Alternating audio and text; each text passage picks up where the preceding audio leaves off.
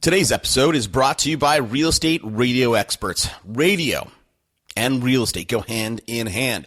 If you want to get listings, and a ton of them, radio advertising is killing it for people, agents across the nation. So listen, in one 60-second spot, you can reach thousands, sometimes hundreds of thousands of people with your message. Hey, Toby's going to sell your house in 30 days or you pay him nothing. Guess what? With that kind of messaging, people pick up the phone and call and go, look, list my house. These are come list me leads. Our clients, they literally, they get calls, they make appointments, and most of my people are locking down 100% conversion rates. So no other place you can get that. So if you want to level up and get on the radio, right now, guys, we're in the beginning of a boom in real estate. So take advantage of it.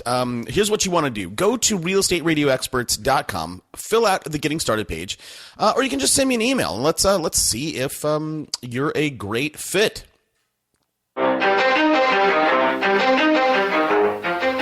Welcome to Super Agents Live. This is the one place where you can come and hear the most successful people in real estate. You'll hear how these super agents built their businesses, how they stay productive, and how they stay motivated. Who am I?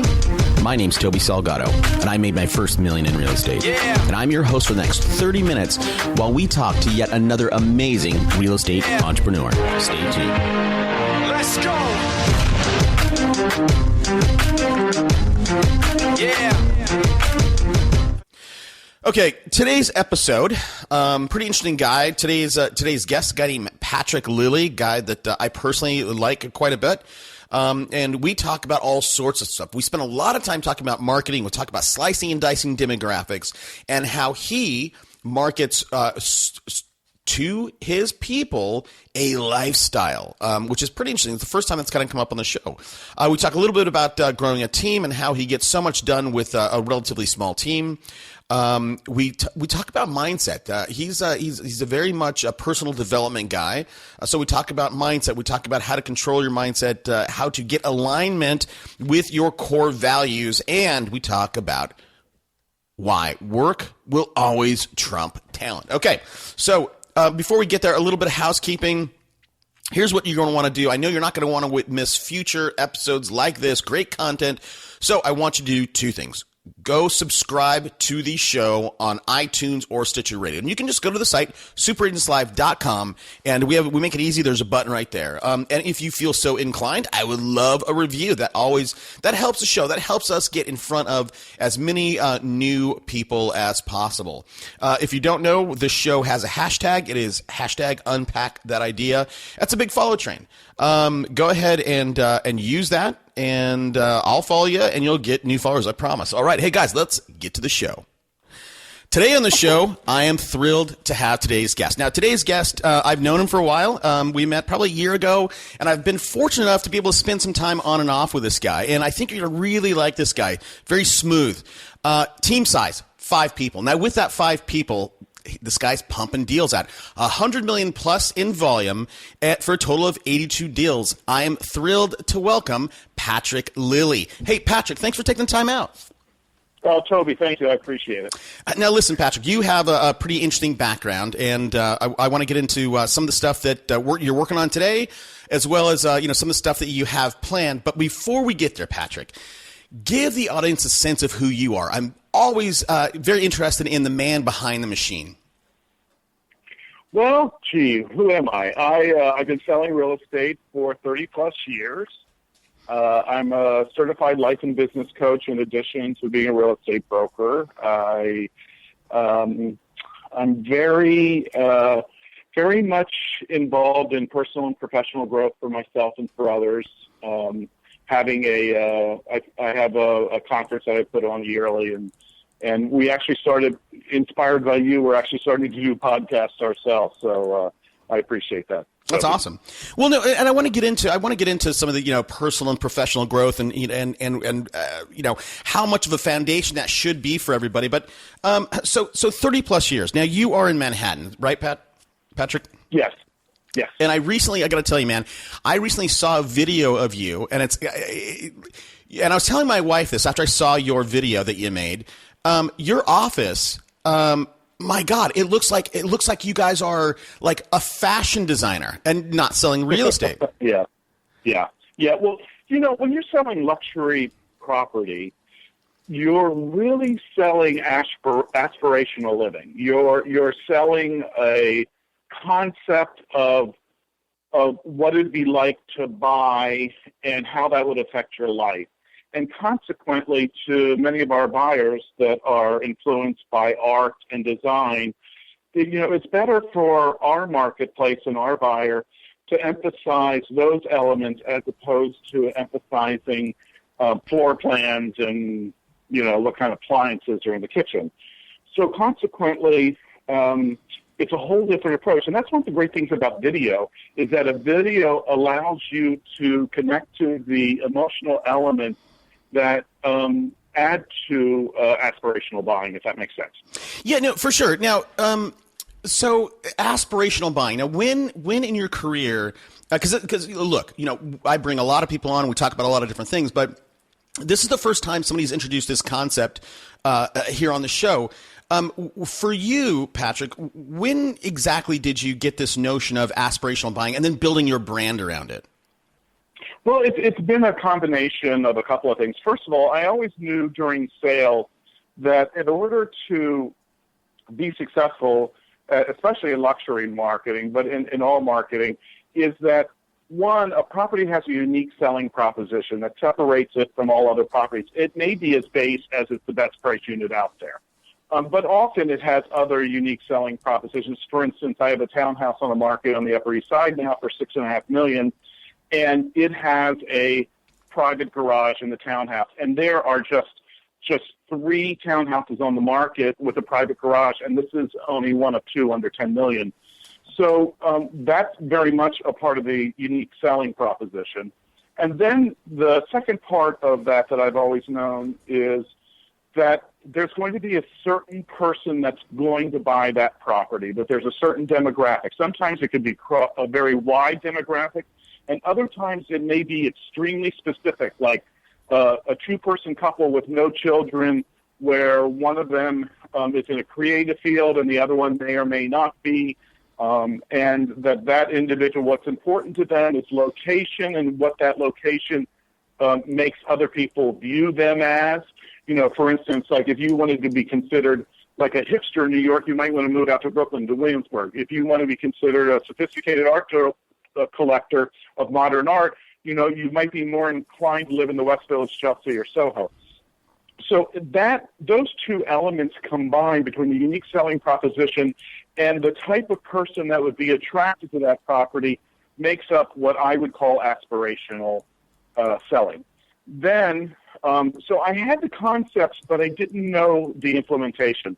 So when I left my last firm and joined Core, which we've been there for about a year and a half, and Core's this amazing small boutique company. I think we have like 120 agents in New York, led by Sean Osher, who's a brilliant marketer.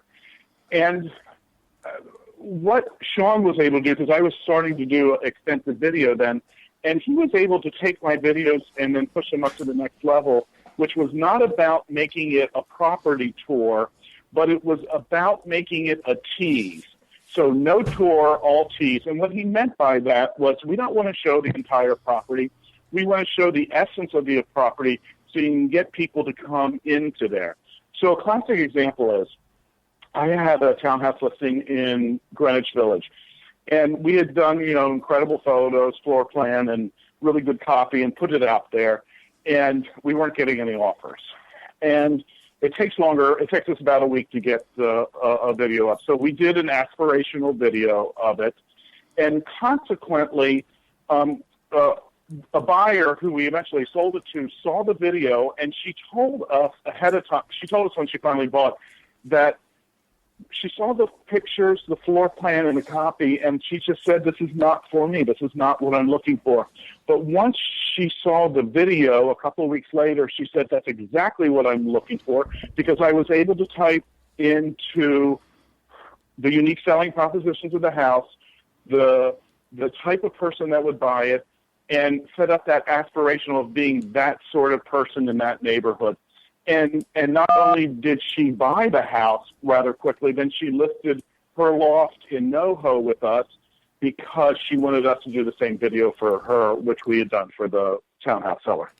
So that's thanks for that. It's a great explanation. There's a lot of stuff that I want to dig into, but I think for me, Patrick, I'm going to kind of tease this out for the audience to get them to think right. It's kind of like, you know, when you see a Mercedes commercial, it is talking luxury, right? Quiet. Yes. You see a BMW Yes. commercial, and that is the driver's car. You know, you see Yes. you see a Porsche commercial, and it's curvy roads out in the mountains. So, again, I think it's interesting that you've taken that concept and blended it into real estate. Now, here's the deal.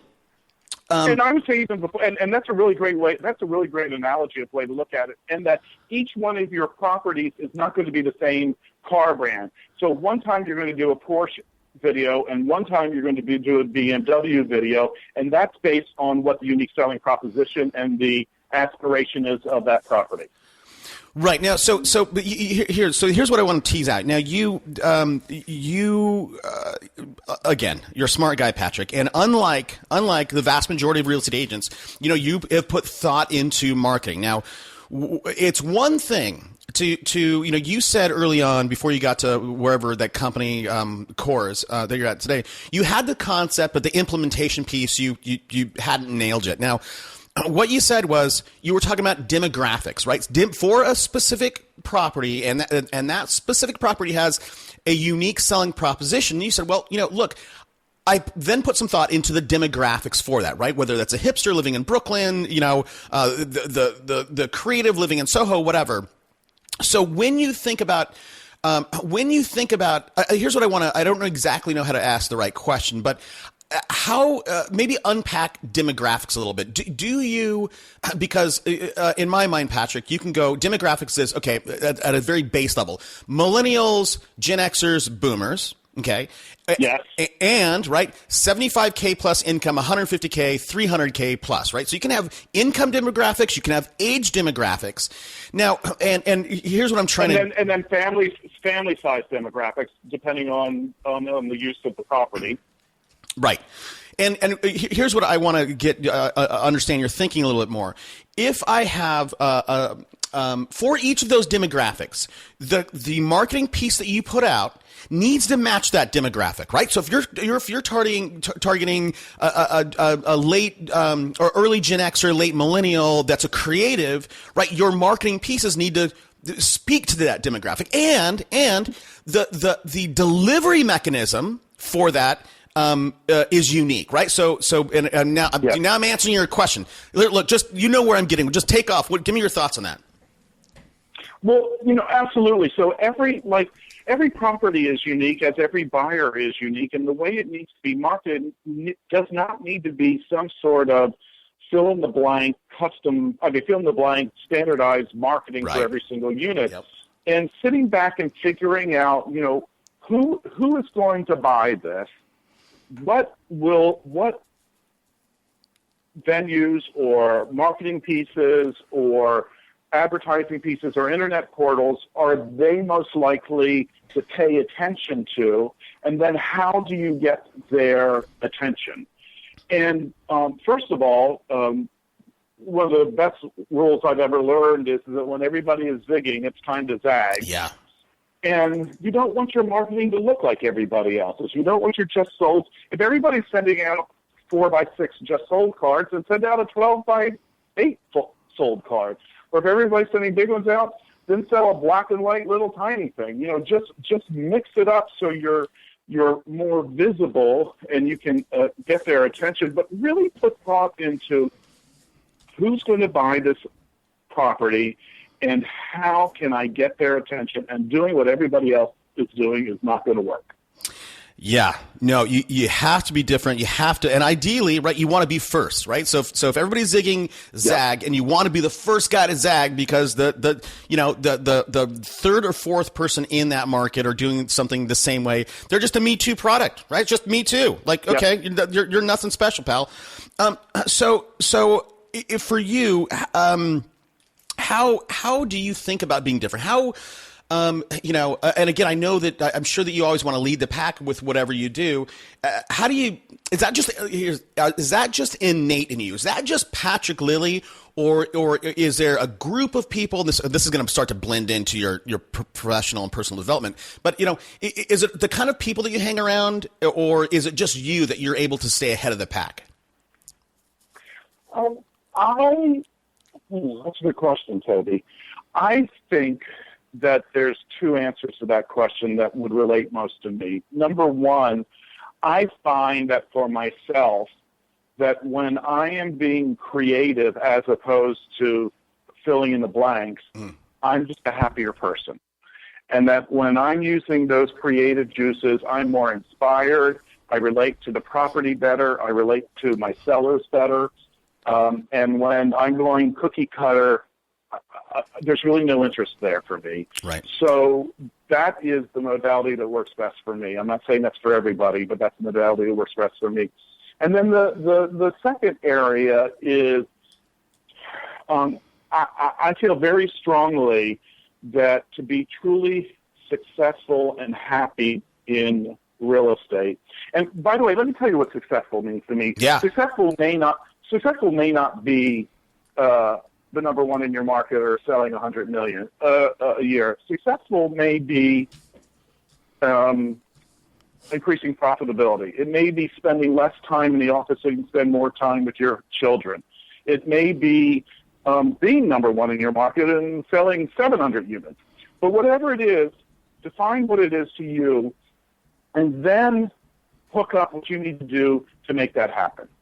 The second part of that, of defining success for me, is having alignment between what your core beliefs are, both in business and in life, integrating the two so that they're consistent, and then making decisions based upon those core values and what brings meaning to you.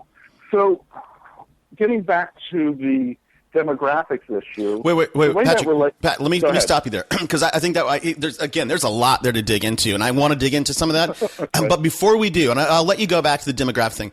But before you do, when you hear I love this notion of having your core values aligned, both business and personal.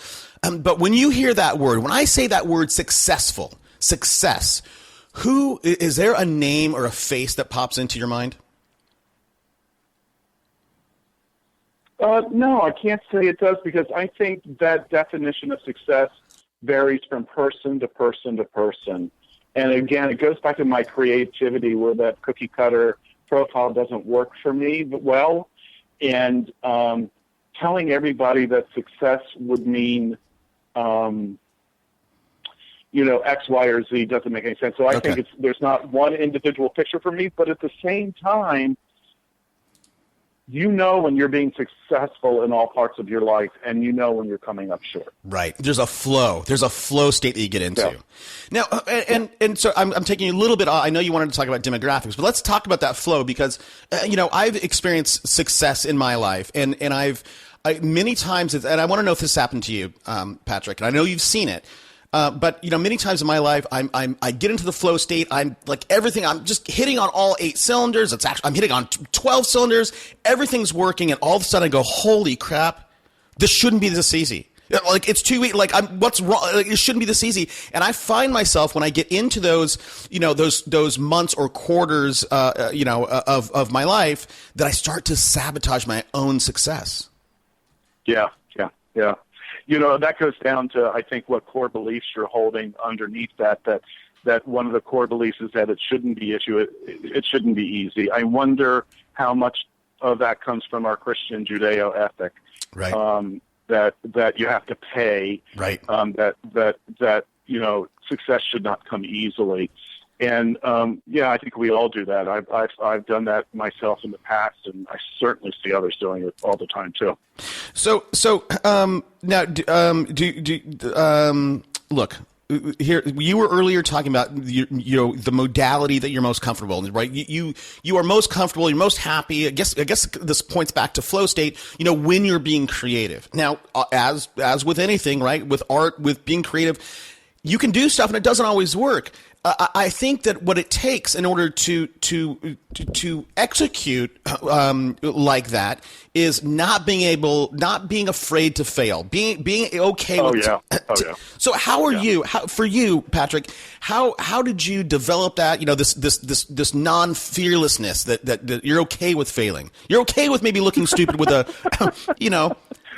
I'm not sure how I developed it. My initial approach to almost everything is fear. Then I recognize that it's fear, and then I do my best to not respond that way. So, like when I'm in a group of new people, most people think I'm very outgoing and gregarious and sociable, and I can be. But when I walk into a new group, I feel fear, and I put up walls, and I keep my distance. And then I'm conscious that I'm doing that. I become conscious, there you go again, Patrick. Is this really the way you want to approach the world? And the answer to that is no. So then let's go ahead and move in a different direction. So first you have to be conscious, then you have to make a choice to change your behavior. So that would I hope that answers your question. No, that was a great answer. So let's talk. I mean, this. I think the way that you're answering these questions, Patrick. And look, I got to tell you, like from me, from outside looking in, like with the interactions that I've had with you in the past, and talking with people that know you. I mean, you are very much this. I get the sense of this very smooth guy. Or I did a failed intro with you, and I said you remind me of James Bond, and you kind of do to me, man. You kind of have that just smooth, confident, the way you deliver stuff. You're thoughtful, whereas me, like I'm just rapid fire, man. So, again, is this going? I like rapid fire. Rapid fire is fun. I like that. It gets me in trouble sometimes. So in terms of you being a life coach, in terms of you focusing on your personal and other people's personal and professional growth. Again, let's jump in. Unless you want to talk about demographic more, No, I'm fine with that. We can move on. Yeah, let's talk about that a little bit. And getting alignment with your core values, both business and professional. Where do you see people? Most of the time struggling or failing when it comes to finding alignment in life. It's a big question.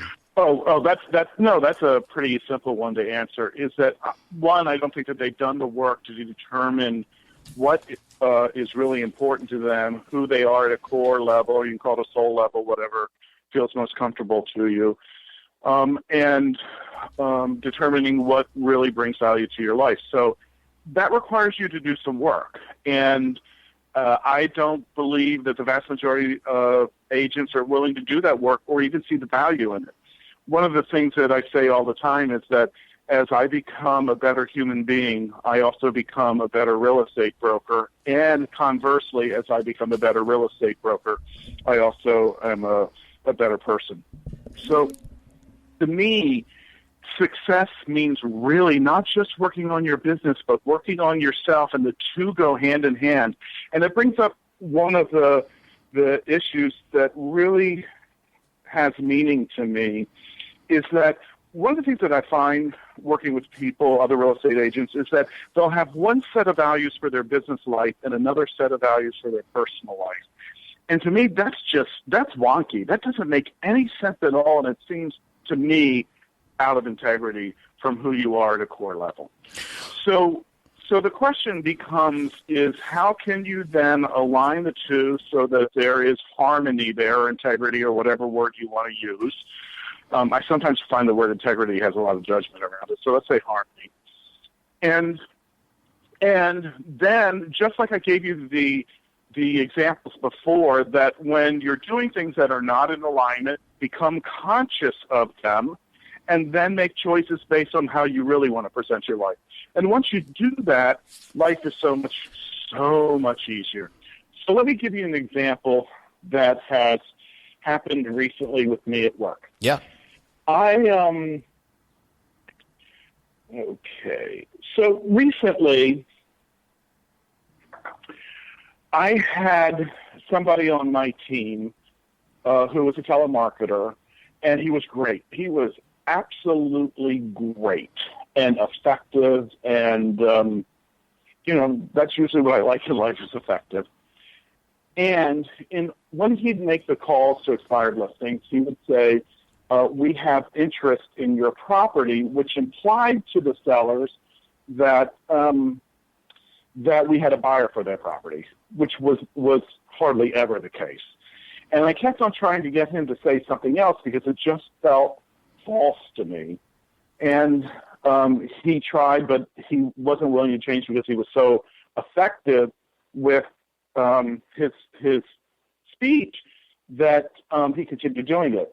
So he was out of alignment with what my core beliefs were, and one of my core beliefs is treating people the way that they want to be treated. And saying a misleading statement is not in alignment with what I believe I want in my life or to give to other people. So consequently, I became conscious, and I was making a lot of money off of him, but I didn't feel good. So an opportunity came for him to go to another company, and I said, by all means, please go. I think it's great for you. It's a great opportunity to go. And I could have matched what was happening, but I didn't want to match it because I wanted things to be in greater alignment. Now, what has that enabled me to do? It's enabled me to set up a different expired program that I'm thrilled with now, and I sleep better at night, and I feel better about myself, and I feel like I'm being consistent in the world, and that to me is what harmony is. Okay, no, I get that. Here's what I would say to that, Patrick,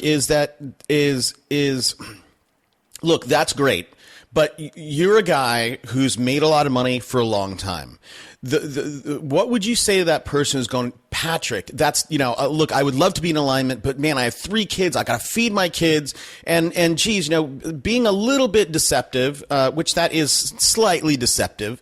I don't know for me, and I'm going to give you a real life example with me in a second. I want to get your take on it. But, what would you say to that guy that has, you live in a world of abundance, or at least in your mindset, you have an abundance mindset. What about that person who has scarcity, like real scarcity? Well, I wonder how happy they are. I wonder how fulfilled they are in life. And I wonder how that belief is holding up for them and what it's doing for them in the long run.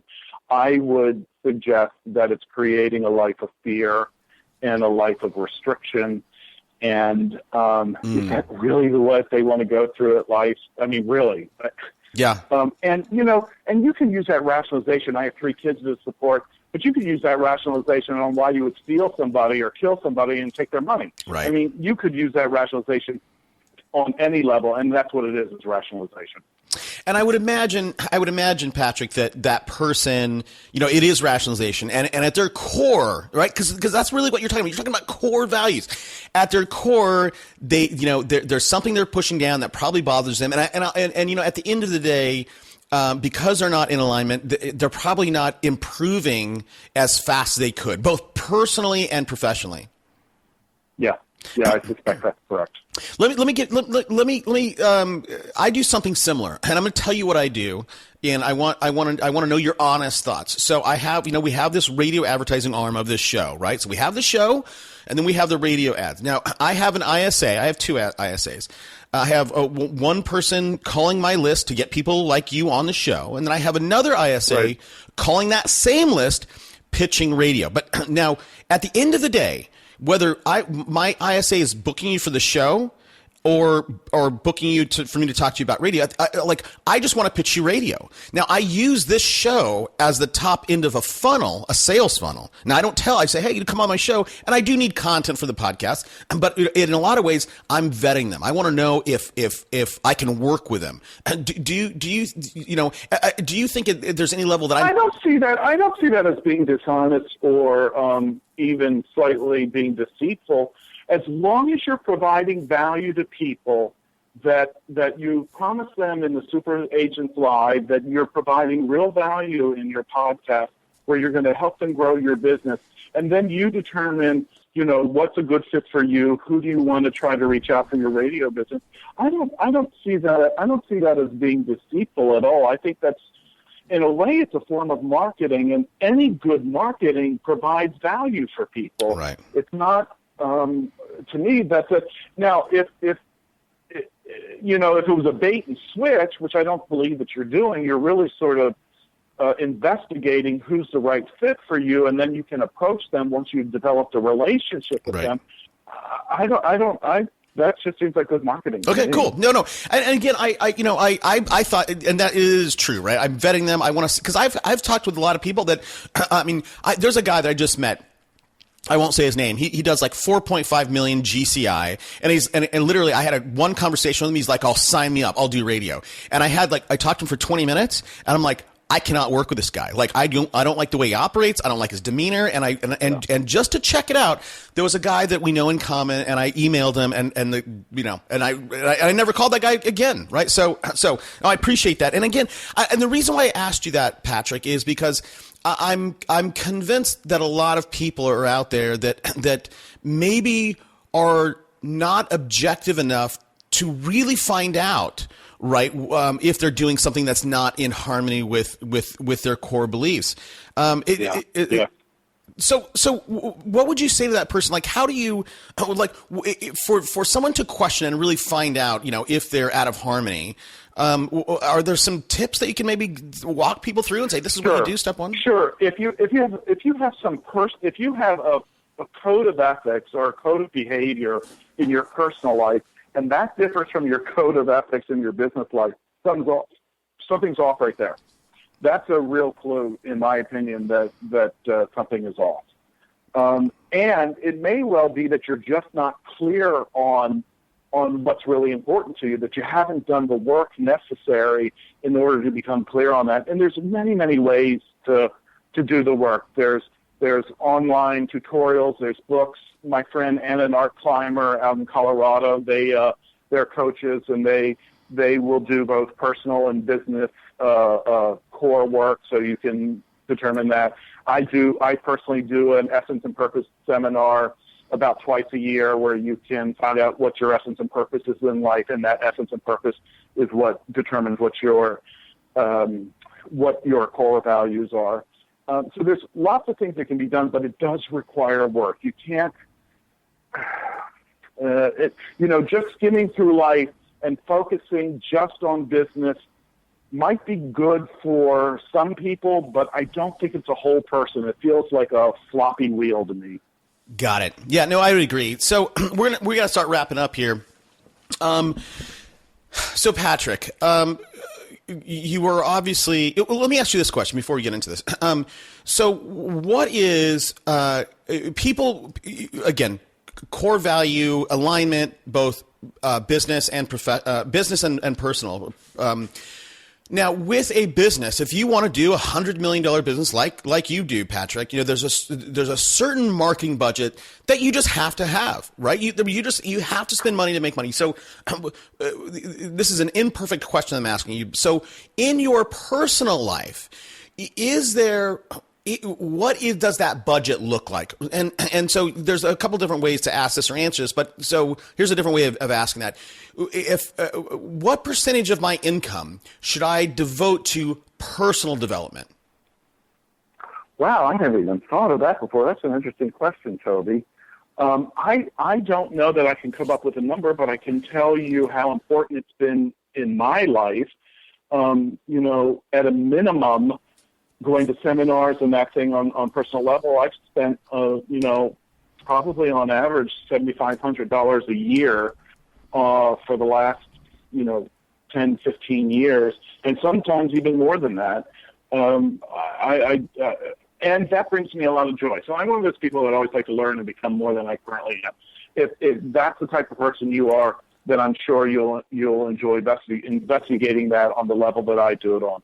That being said, you can do it for a lot less money, and depending on what your budget is, and still have time. And it could even be things like, working with your church pastor. I mean, it could be on any scale. Right.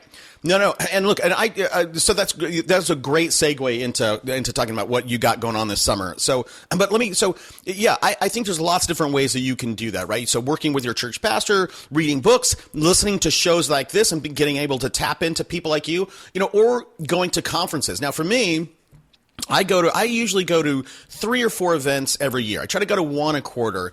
And I'll tell you what I did last year. So I did in January, and I think the trajectory is going to be about the same this year.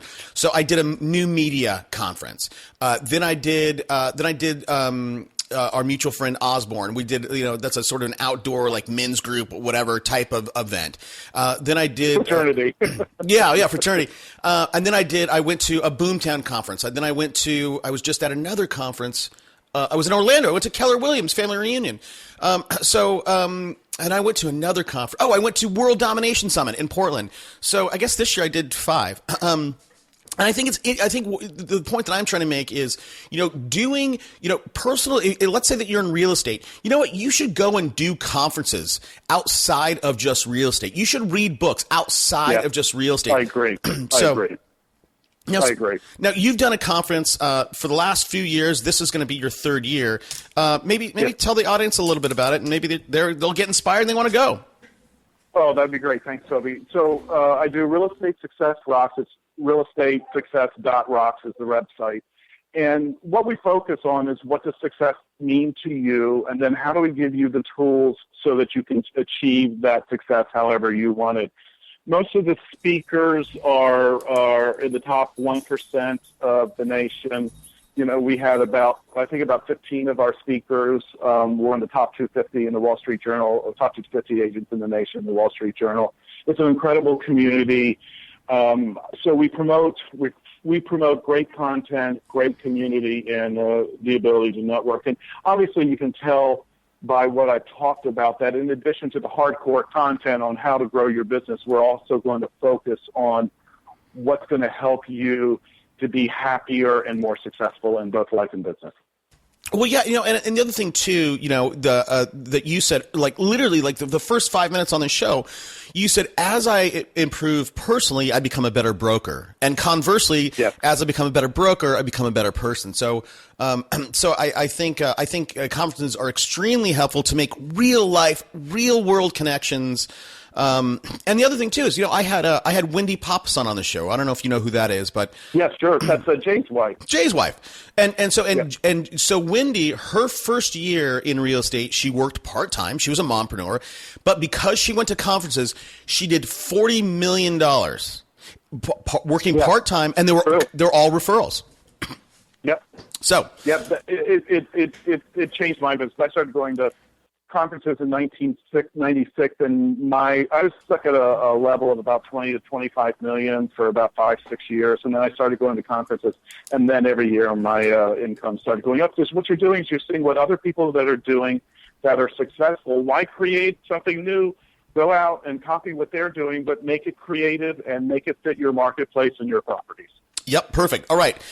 So here's the deal, Patrick. Every show that I do, I always encourage my audience, if they've gotten anything out of this, and by the way, I know mindset's a big issue that really plays well on my show.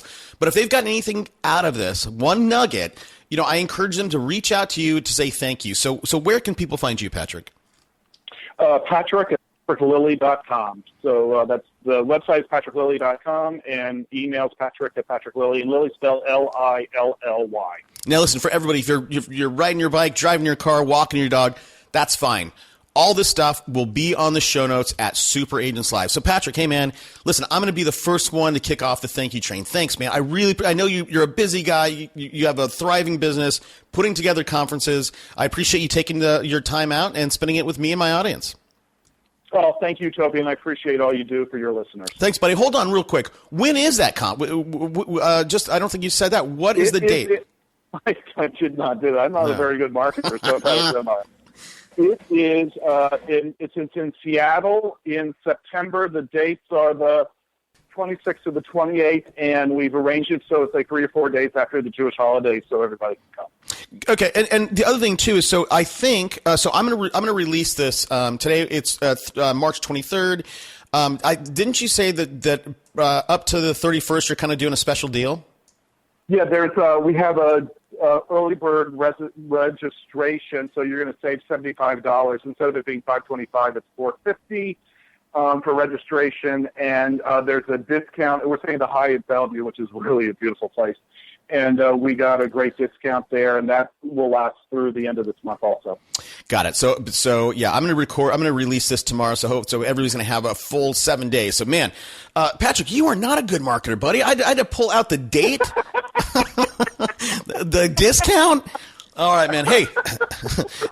Well, that wasn't my intention when we were talking. My intention was, to share whatever we shared, and then, like you said before, what then comes our way. I always believe that those who give the most get the most back, and that's one of my core beliefs, and I find that that's true. Awesome. All right, bud. Hey, let's keep in touch. All right. Thanks, Toby. See you, man.